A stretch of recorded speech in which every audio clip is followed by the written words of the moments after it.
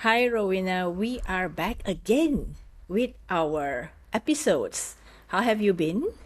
I'm good. It's winter, full-blown winter, so it's quite cold.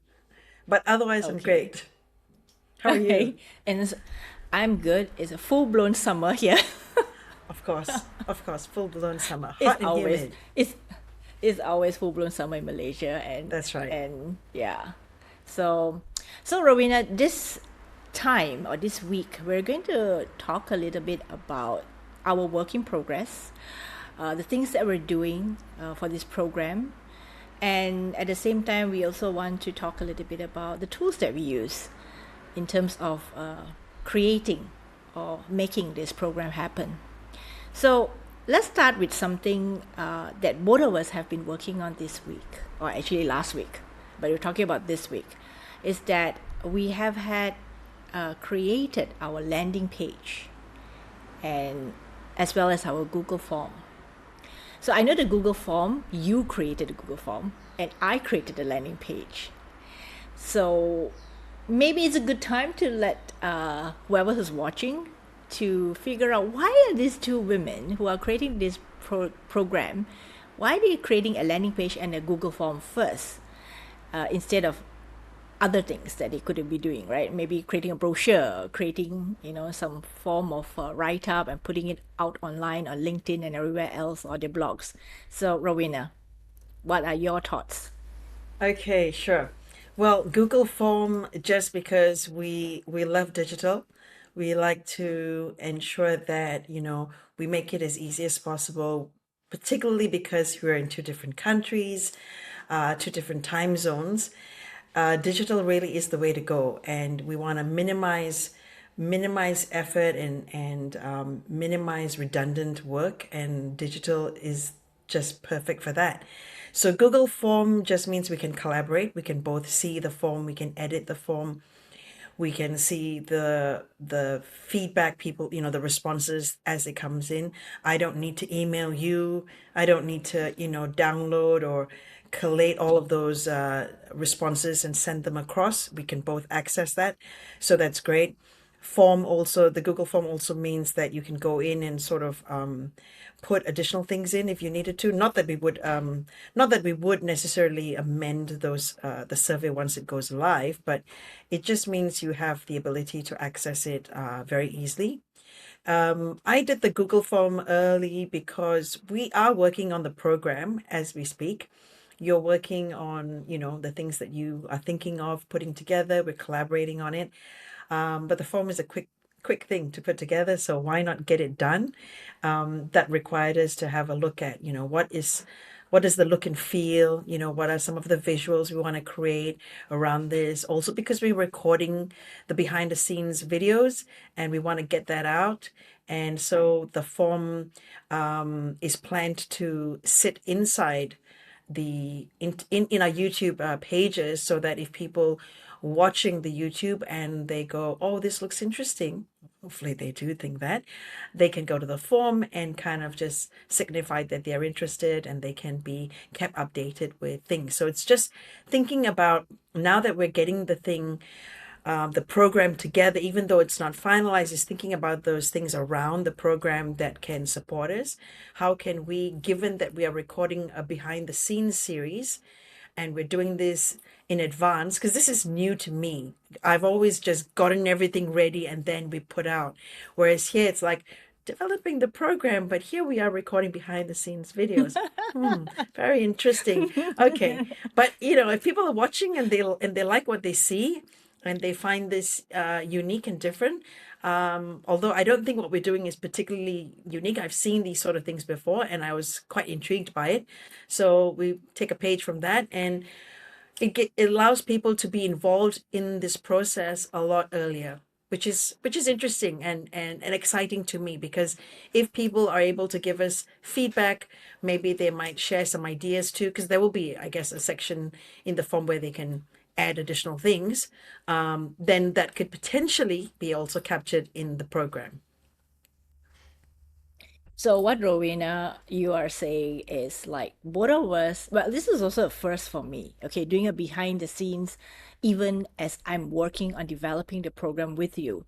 Why I think this is interesting is because, like you mentioned, this is not a unique concept, recording behind the scenes. And it has intrigued you, right? It has made you feel, curious, like what happens? Why are they doing it? Why are they doing it? It's not what are they doing and why are they doing it, right? So for me, I have always felt curious too about what is happening behind the scenes. And to me, sometimes when I watch videos online, the behind the scenes videos are the ones that I really love. Like when you watch a movie at the end when the credits come up, no one leaves Yeah, the yeah, cinema because they just want to correct. wait for that those bloopers, right? Like those really Yes. crazy stuff that happens at the end. So all of us are waiting for that, and if we know that's coming, that enhances the experience of watching the movie. I mean, that's like a bonus, Yeah, right? So to me, yeah, I think that's how I look at it. It's like this may not have been necessary, but this is like a nice bonus. And this is the bonus you get before you even get into the program. So it's like instead of watching the movie, you're watching the bloopers first. And then when you get into the program, you say, interesting. This is how they put it yeah. together. Well, I got another thing. The other thing also is like, we are active on LinkedIn. I mean, we use LinkedIn a lot, and I do post and I write articles and stuff like that. But it is possible that people may not know me, but they might come across the program, they might come across the video, and they don't know who the heck is Rowena and who's Krista. And I feel like being able to see the behind the scenes videos, they kind of give you a little bit of insight into who we are as individuals, you know? And I think it can have an impact in their curiosity about taking a look at the program, because often you have to make decisions around programs based on what you see in the brochure, right? And, is this working? Is it not? Some brochures can be pretty brief, in terms of what they share. Some are pretty lengthy, but even then, it's like, it's not just about the program and what they are promising, it's also about who's delivering. And so, if we can give them some insight into who we are as individuals, a little bit about our background, then they can look at these videos alongside our websites, our LinkedIn profiles, and go, yeah, I think I know these people a little bit more. I'm willing to give this a shot. Yeah, Maybe. yeah. And also, it brings a very human element to our work, our program. For me, many times when I look at a program, I'm always thinking, wow, great program.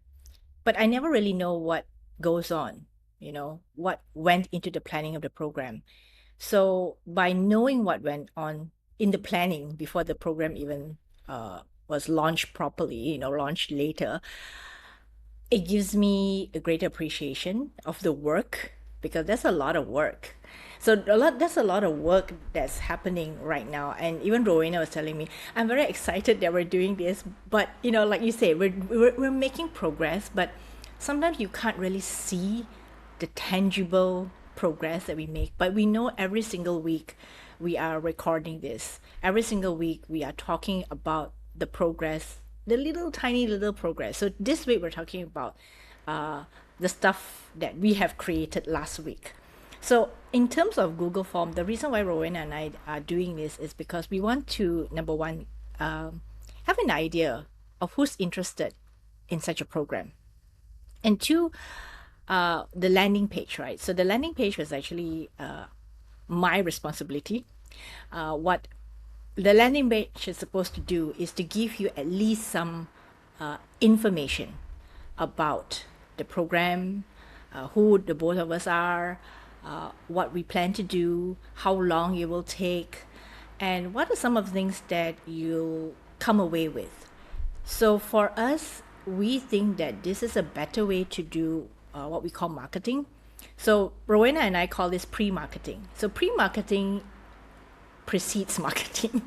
So pre-marketing is really like a way to dip your toes in the water without, you know, really, I mean, in a way we are going to do the program, but it's also a great way for us to get the feedback, even as we are dipping our toes in the water, even though as we are creating this program, we want people to understand that this process is maybe it's going to be a little bit crazy, a little bit messy, because Rowena is in Australia, I'm in Malaysia, so we have time differences, and we have our own workload, our business, things to do, things to run. So it does take a lot out of us, right? I mean, Yeah. running a program, creating a program. Yeah, I would like to say um this bit, I guess, for many people may feel like the hardest bit. Like I do create things from time to time. So I'm familiar with this process, and probably it doesn't faze me as much, but I can imagine that for somebody who may be doing something like this for the first time, this part may be quite significantly hard. And it is hard because this is the part where you are brainstorming, thinking, considering, evaluating, and there's nobody there to kind of tell you, yep, you're on the right track. Yep, proceed forward as planned. There's nobody to do that.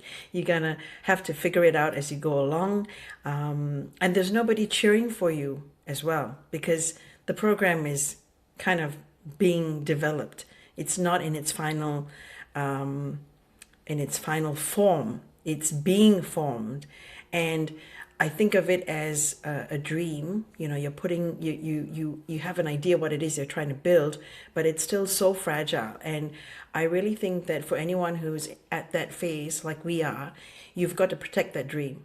You've got to really put things around it, fence it in so that you are protecting it and you're nurturing it so that you can continue, over the next coming days and weeks and strengthen the thing. Because if you don't protect it, then it can get destroyed. It can get demolished, and you can feel quite, demoralized by feedback from people who don't really understand what you're trying to do, for example, or you can be demoralized by, misunderstanding. So I guess my point is to make sure that you protect the dream and allow yourself to stay in that uncomfortable zone, because it is uncomfortable as you navigate and figure out what it is that what you're working on and building. Yeah. And I think this part of doing why we're doing this behind the scenes series is also to show people that we're not two women who just okay, we just snap our fingers and the program comes together, like we Yeah. have a genie, at our No. side. We have to navigate through many different challenges, right? So I think a lot of times, like even when I create programs on my own, and like Rowena, right, we've done the work individually. We've done our own programs. We've created, webinars and workshops on our own. But coming together, working with a partner, working with a collaborator, takes another level of effort, because we need to be able to accommodate each other. And I think we had this conversation during our WhatsApp call, right? Like I Yes. told you, Rowena, this is your domain. The YouTube thing is your domain. You make the executive decision because you could be waiting for me. If you just say every single decision, we were all, both of us, waiting for each other to say yes or no, or we agree or we disagree. It will take forever, right? For something Yep. to be put out there, which is in this case a video or the series of videos. But if I say, whatever I say, Rowena, at the end of the day, you make the executive decision to do this or to put this out and publish it, and I will respect your decision because both of us are 50-50 partners in this Yes. project. So that makes a lot of the work easier, because sometimes I know when we're working together, a lot of people just don't want to be insensitive. They don't want to be, oh, okay, I'll override a decision. I'll make this happen. I'll do this. It's very easy because if we've been working solo or we've done a lot of things on our own, and as entrepreneurs we've done a lot of things on our own, in that sense that we make a lot of decisions, sometimes we may feel that it's faster if I just made this decision by myself. But when Yeah. we're working with other people, we have to respect that there are certain domains or areas that they could take charge, and then on my side I could take charge of perhaps the podcast. So this also brings us to that idea that, okay, which areas are yours, which areas are mine, right? So that we don't Yes. step on each other's toes. Well, yeah, stepping on each other's toes, one. I mean, I love this. This is a good point because it's not just about the fact that we giving you a behind the scenes look at how program is being developed. It's a behind the scenes look at collaboration as well. And we had that conversation around, who's doing what. And I think that's really important that you have these conversations early on. A lot of people talk about collaboration, and it's a great word, but it's hard work to make collaboration work because you've got to have what can feel like difficult conversations because you in the early stages you're trying to figure out how do I work. I mean, I know how I work, you know how you work, but how do we work together? And sometimes things just go wrong because of miscommunication or misunderstanding or certain assumptions which weren't clarified.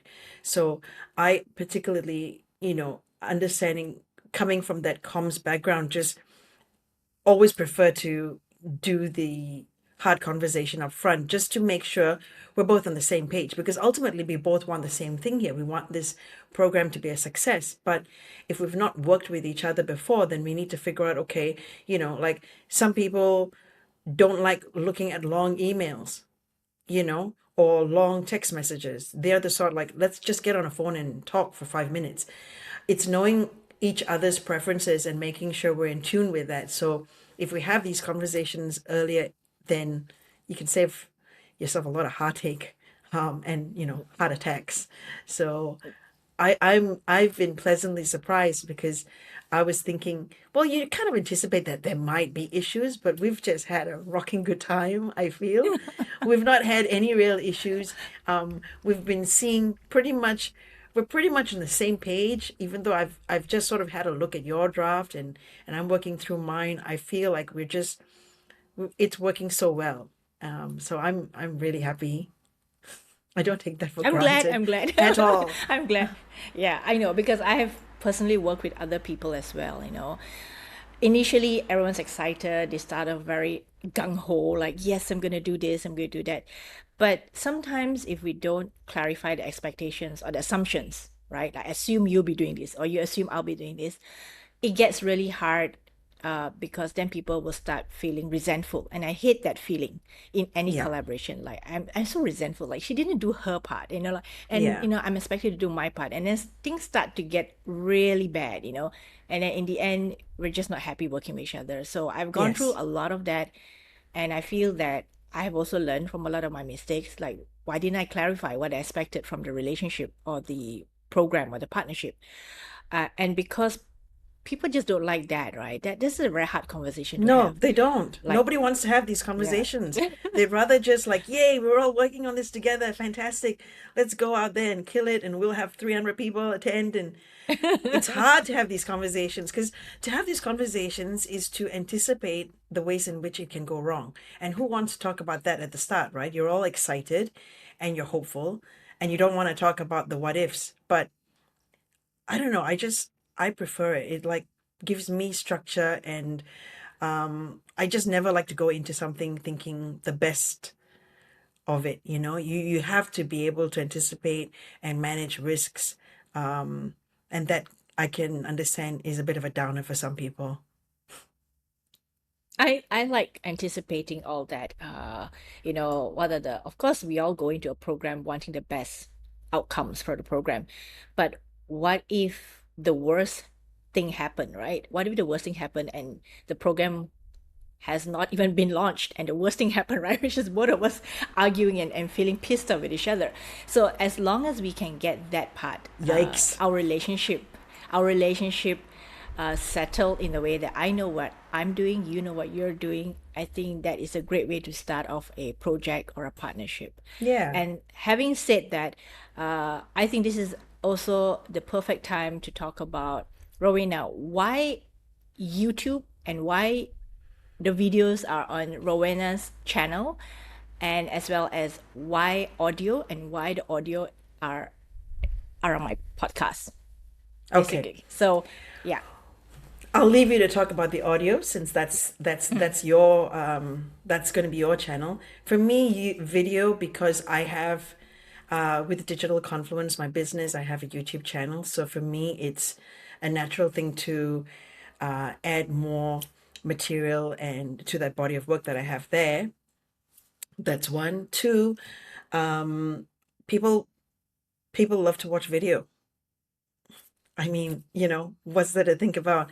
We're recording video, might as well put the video out. To me, it's like it'd be a waste if I didn't use it because that's people can just get a better sense of, who we are as individuals, much more than reading an article or any other way. And so it just for me makes sense because there's all that non-verbal stuff, I guess, that you get in a video, the connection, the empathy, the authenticity, credibility, perhaps, all of those little things that you can't quite pin down in an article, but it's coming across in a video. So for me, video is really powerful. And I guess the third reason is because I've kind of held back from video for a long time. It's just not my Okay. favorite thing. Okay. And Okay. I've made a decision a couple years ago where I'm just going to confront my fears head on. So because I know that I have this, I wouldn't say I don't have the fear anymore, but I have a reluctance, a general reluctance of doing anything like how we're doing right now.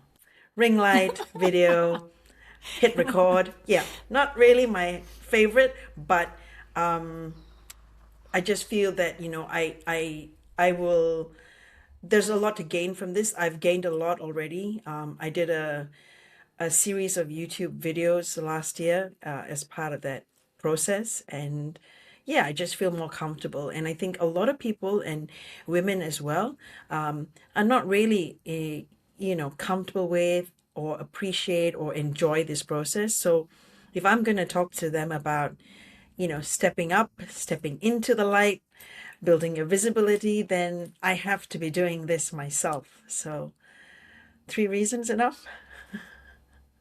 Yeah, perfect Yeah, reasons. yeah. So I really echo your point on women and video. Uh, I think a lot of women just fear video and not only video, fear live video. So I remember when I was doing my live streams during the pandemic year of 2020. I asked a lot of my friends to be on the live stream with me on Facebook Live. And they were like, video, I can do. Live? Oh, no, no, no, no, no. I can't do live. What if It I is say something terrifying. wrong? I said, well, if you say something wrong, we'll just move on. All right, move along. I mean, no one's gonna kill you for sharing something that maybe is not the right. Okay, let's talk about this in a way that if it's data, if you said something wrong, maybe you can later put in the comment and say, I think I quoted the wrong data or statistic. Maybe you could do that. But I don't think there's really anything wrong, except that maybe we kind of say things that make ourselves look like fools, right? So I guess maybe people were afraid of looking foolish on video, not looking as polished as they would like to be. Yeah. But a lot of people don't like video nor live video. So that is also for me a challenge for myself as well. Like, Oh, could I sustain a how long did I? Oh, I did 50 Facebook live streams, 1 hour each. So I did 50 hours of that. Could I whoa. sustain a 1 hour conversation for myself? When I first started, it was just like, let me just push myself out there. So for me, it's the same thing too. If I wanted to overcome my fear, I'll walk through the fear. I will give it to me. Bring it on. I don't care. I can, I mean, maybe it's age. It's like maybe if I were like 20 years younger, maybe I'd be like, no, I'm so shy, I can't do this. What if I say something really, really stupid? And now for me, because of age, maybe your experience of the things I've gone through, the people that I've helped, I think to myself, well, if I'm gonna make a fool of myself, it's okay. I'll be yesterday's news before you know it. So I did it. So anyone who came on with me on Facebook Live, well, they enjoyed it. So in a while, they kind of forgot that they were live until they started seeing the comments coming up. Then they're, oh my God, I'm live. But Yeah. thank you for sharing that, because I think that is important for people to know. Yep, No one wakes up and automatically say, "Hey, I'm ready for video," unless you're a that's right. millennial. Maybe if you're a millennial, you'll be like every day you'll be talking to your phone, right? But if you're not a millennial, if you're like Gen X and above, or even maybe Gen Z, some Gen Z I know are a little bit reluctant to talk to the camera as well. So it doesn't come naturally to us. It doesn't come naturally to any of us. That's right. So the only way you can do it is to be able to power through. Power Yep, through that fear. Go through it. Go through it, and then when you come out the other side, you feel so much better. that's It's right. like taking a cold shower. You hate it, right? You hate it. It's gonna be so cold. But then again, when you're done with your shower, you come out of the bathroom and you're like, that wasn't so bad, was it? So this is our advice to anyone who's watching us and thinking, I can't do video. I would never do video in a million years. Take it. Okay, Rowena and I did it, and we're still here. I We're said still that to here. We're still myself. I said that. I'm never going to do video, and here I am. Yeah, and here you are. And this is a behind the scenes video, which is even better than video, right? Video is like you Well, yeah, structure it. This is like we're just this talking. is more terrifying. This is behind the scenes, right? We don't know how this session's going to go. We're winging Yeah. it. Yeah. So the other thing is, you're doing YouTube and I'm doing.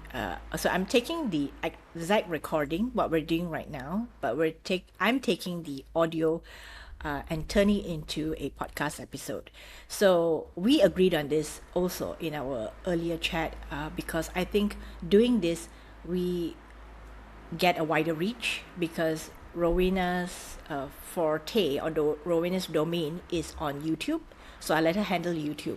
But for me, because I have a podcast, so I will be doing the podcasting aspects of it and turning it into a podcast so that more people can listen to it if they choose not to watch a video. Because I know that not everyone likes to watch a video. So that's where we are kind of widening our reach, making sure that we reach out to the women who really need this, the women who really need to hear from two women who have also, in a way, overcome their fears of doing the thing that they think they didn't want to do or couldn't do. And now we've done it, or we're doing it. And so if you're watching this or listening to this and thinking, I could never do what Rowena and Krista are doing, you'll be surprised. You'll be surprised at yourself. Probably, That's after you right. come to our program, you may Yeah. be able to do far more exciting things. So Yes. that's the reason why we're doing pre-marketing in terms of the landing page, the Google form, and of course through YouTube and through my podcast. So now you may be thinking, okay, so great, Rowena and Krista, you're talking about all these fantastic things. What do you do to get what tools or what software do you use to get all these things done? So Rowena, what is your favorite tool in our collaboration effort? If that's Oh, if that's a favorite tool. favorite tool. It's just being in the Google environment, being in the shared environment where I don't have to email. We can just collaborate on the one doc. There's no toing and froing. It's just all of the comments going in there. That I think is my favorite tool. I mean, WhatsApp comes in close second, because sometimes you just want to have a chat, but time differences, we can't always have a chat. So it might be me dropping some ideas in on WhatsApp, asking a question, and then probably you looking at it going, what is this essay here?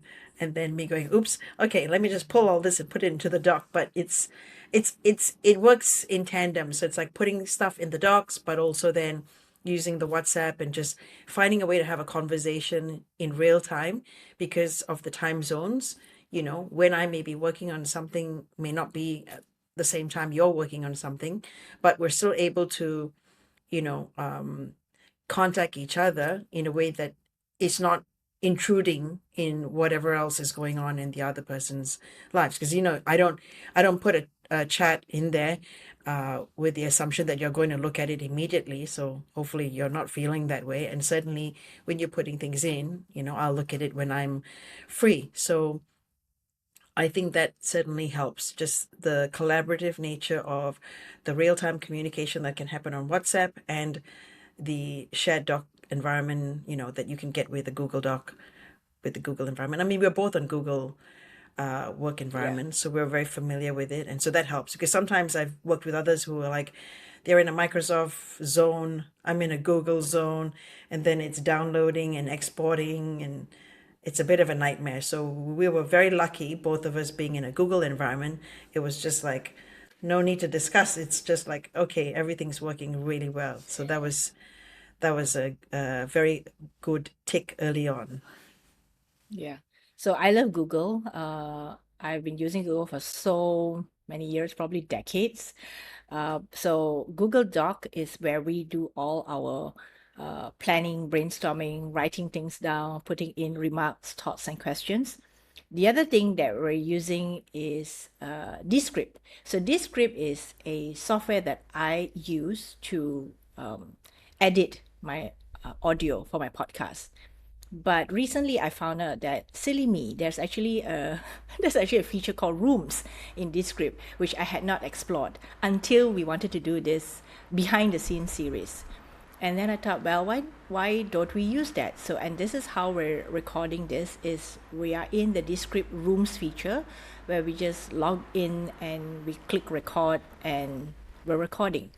And after this, what happens is the recording is directly in the script itself, which means that there is the full transcript generated. Oh, how I love things like that.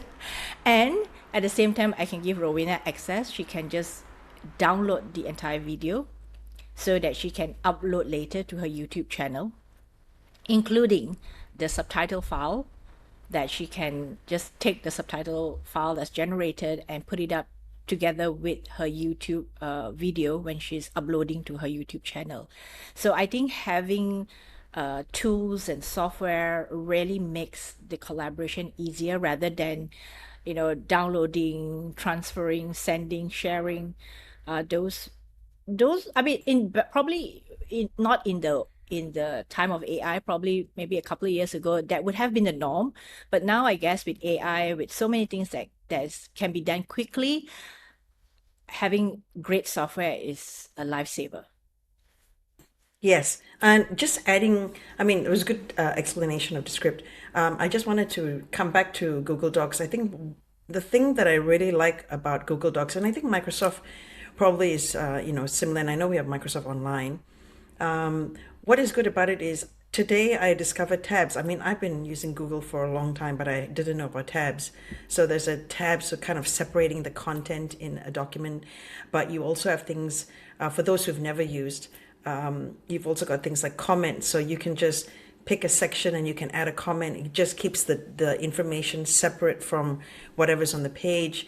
You can put suggest mode on, and whatever information you're adding to the page, it's immediately in a different color, so it's easy to track who is saying what. So the Google Doc environment is already set up for collaboration. You can have multiple people on it. You can adjust how you share the document, whether you share it publicly with a link or you just share it specifically with individuals.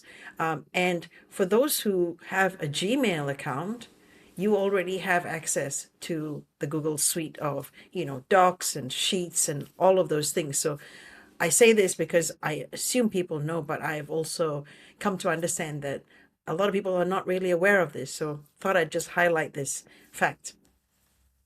Yeah.